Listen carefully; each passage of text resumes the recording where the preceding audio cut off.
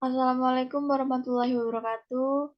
Perkenalkan, kami dari kelompok 3 ingin mempresentasikan presentasi kami yang berjudul Sumber-sumber Hukum dan Dalil Fikih Maslahah Musalahah Urf Istihsan Istihab Qaul Sohabi Sar'un Man Adlana.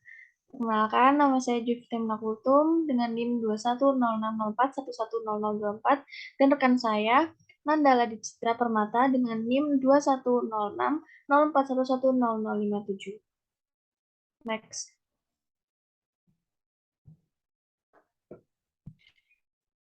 Di sini saya akan menjelaskan tentang definisi maslahah, musalahah, istihsan, istihab, dan qaul sohabi. Next. Maslahah dan musalahah yakni next.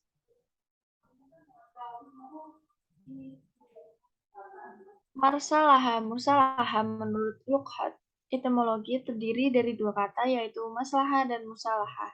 Kata maslahah berasal dari kata kerja bahasa Arab yaitu solaha, ya solahu, solaha, masolatahu. Yang berarti sesuatu yang mendatangkan kebaikan. Sedangkan kata yang mursalah berasal dari kata kerja yang ditafsirkan sehingga menjadi isim maf'ul yaitu ar-rosala, ya rasulu, rosala, rosa'ala, mazasala, yang berarti diutus, dikirimkan, atau dipakai, atau dipergunakan. Dengan demikian, musalahah adalah suatu perkara yang secara akal mengandung maslahat yang tidak ada pembahasan dalam syariah berupa perintah maupun larangan. Terus selanjutnya ada unsur musalahah.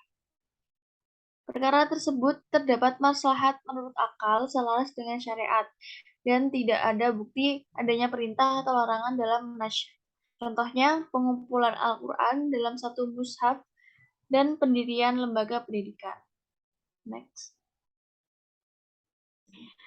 Berikutnya ada macam-macam maslahah musalahah. Pertama adalah maslahah doruriyah, adalah kemaslahatan yang keberadaannya sangat dibutuhkan oleh kehidupan manusia. Artinya, kehidupan manusia tidak punya arti apa-apa bila satu saja dari prinsip 5 tidak ada, yaitu antara lain memelihara agama, jiwa, akal, dan keturunan, dan harta. Yang kedua adalah maslahah hijiyah, adalah kemaslahatan yang tingkat kebutuhan hidup manusia kepadanya tidak berada pada tingkat duhurori. Bentuk kemaslahatan tidak secara langsung bagi pemenuhan kebutuhan pokok yang 5, tapi secara tidak langsung menuju ke arah sana seperti dalam hal memberi kemudahan bagi pemenuhan kebutuhan manusia.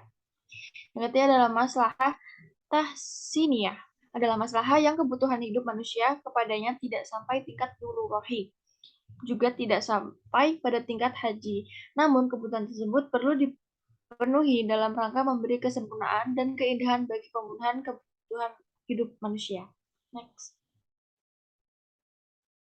Terus ada adat atau kebiasaan. Next. Adat sendiri yang berarti dari segi kebahasaan atau etimologinya adalah aruf berasal dari kata yang terdiri huruf ain, ro, dan fa yang berarti kenal. Dari kata ini muncul dari ma'rifah yang dikenal ta'rif atau yang disebut definisi, kata ma'ruf yang dikenal sebagai kebaikan. Dan kata uruf adalah kebaikan yang baik. Dengan demikian, uruf adalah apa yang terjadi kebiasaan manusia dan dilakukan dalam kehidupan yang berbentuk perkataan atau perbuatan. Slide selanjutnya akan dijelaskan oleh rekan saya.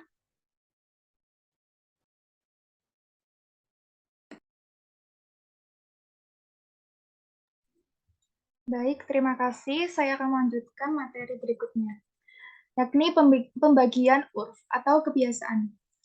Di sini ada beberapa macam segi, yaitu segi objeknya, segi cakupannya, dan segi keabsahannya dari pandangan syaraf. Dari segi objeknya, yaitu ada al-urf al-lafzi, adalah kebiasaan masyarakat yang mempergunakan lafal atau ungkapan tertentu dalam mengungkapkan sesuatu. yaitu ada al-urf al-amali, adalah kebiasaan masyarakat yang berkaitan dengan perbuatan atau muamalah keperadaan. Selanjutnya ada segi cakupannya. Yang pertama, al-urf al-am adalah kebiasaan tertentu yang berlaku secara luas di seluruh masyarakat dan di seluruh daerah. Yang kedua, al-urf al-khos, kebiasaan yang berlaku di daerah dan di masyarakat tertentu.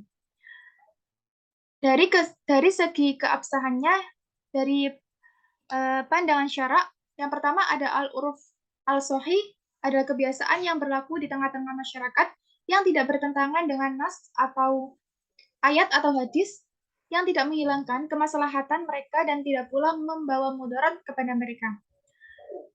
Yang kedua, al-urf al-fasid adalah kebiasaan yang bertentangan dengan dalil-dalil syarak dan kaidah-kaidah dasar yang ada dalam syarak.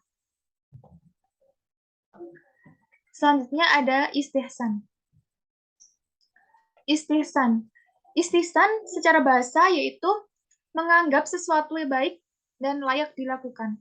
Sedangkan menurut istilah istihsan ialah memakai kias kofi dan meninggalkan kias jail karena ada petunjuk untuk itu, atau hukum pengecualian dari kaidah-kaidah yang berlaku umum karena ada petunjuk hal itu. Dengan demikian, istihsan adalah keputusan yang diambil oleh mujtahid pada kasus tertentu dengan cara meninggalkan nas, kias, ataupun kaidah umum dengan menggunakan dalil tertentu. Dalil tersebut ada 4. Yang pertama, nas, yang kedua, ijma', yang ketiga, urf, dan yang keempat adalah kemaslahatan. Istihsan dipakai oleh 3 mazhab, kecuali mazhab Syafi'i. Bagi Imam Syafi'i, istihsan adalah mencari keenakan dan ini berbahaya. Contoh istihsan. Dalam dalil nas, menurut kaidah umum, makan di siang bulan Ramadan puasanya batal. Namun, jika itu dilakukan karena lupa, maka berlandaskan istihsan puasanya sah. Istihsan ini telah ditegaskan di dalam hadis Nabi. Selanjutnya ada dalil ijma'. Jual beli yang belum ada barangnya. Jika dikiaskan dengan kaidah jual beli, hukumnya haram. Jual beli yang belum ada barangnya berdasarkan ijma' adalah boleh. Selanjutnya dalil urf. Wakaf yang hanya diperbolehkan pada harta benda yang kekal dan tidak bergerak seperti tanah, namun wakaf pada benda yang tidak kekal dan bergerak seperti buku, kendaraan, perkakas, memasak, dan lain-lain itu diperbolehkan untuk diwakafkan dengan alasan istihsan. Dasarnya adalah adat kebiasaan masyarakat yang membolehkan wakaf pada benda tersebut. Yang terakhir ada dalil maslahah.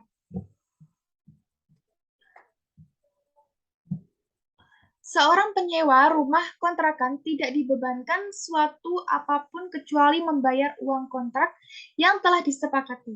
Namun, pemilik rumah diperbolehkan meminta tambahan berupa uang jaminan dengan perjanjian jika terjadi kerusakan yang disebabkan oleh ulah penyewa, maka akan dipotongkan dari uang tersebut. Praktek semacam ini diperbolehkan dengan alasan istihsan yang berlandaskan kemaslahatan. Selanjutnya ada istisab. Istisab. Pengertian dari istisab secara bahasa yaitu berlanjutnya kebersamaan. Adapun menurut pengertian istilah sebagaimana yang dikemukakan oleh sebagian ulama, istisab berarti menganggap status sesuatu tetap seperti keadaan semula tanpa perubahan sebelum terbukti ada sesuatu yang merubahnya. Macam-macam istisab ada 4. Yang pertama, istisab ibahah asliyah, yaitu pada dasarnya hukum segala sesuatu adalah mubah atau boleh selama tidak ada bukti yang melarangnya.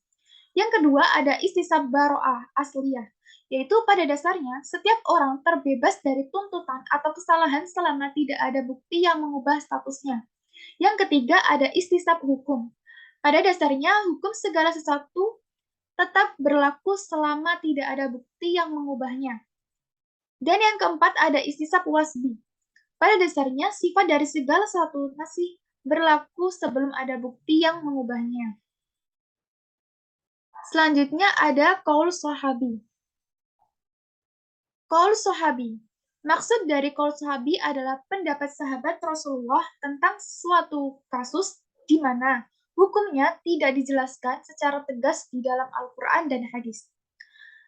Adapun contoh pendapat sahabat yang dijadikan sebagai dasar hukum antara lain, yang pertama ada pendapat Aisyah. Batas maksimal waktu kehamilan seorang wanita adalah 2 tahun. Selanjutnya ada pendapat Umar bin Khattab, yaitu lelaki yang menikahi wanita yang masih dalam kondisi iddah, maka ia harus dipisahkan dan diharamkan menikahi kembali wanita tersebut selama-lamanya. Yang terakhir ada pendapat Anas bin Malik, yaitu batas minimal waktu haid seorang wanita adalah 3 hari. Terima kasih. Baik, mungkin ini saja yang bisa kami paparkan. Mari kita tutup. Sebelumnya, kami mohon maaf yang sebesar-besarnya apabila terdapat kesalahan. Terima kasih atas perhatiannya. Billahi fi sabilil haq, fastabiqul khairat. Wassalamualaikum warahmatullahi wabarakatuh. Waalaikumsalam warahmatullahi wabarakatuh.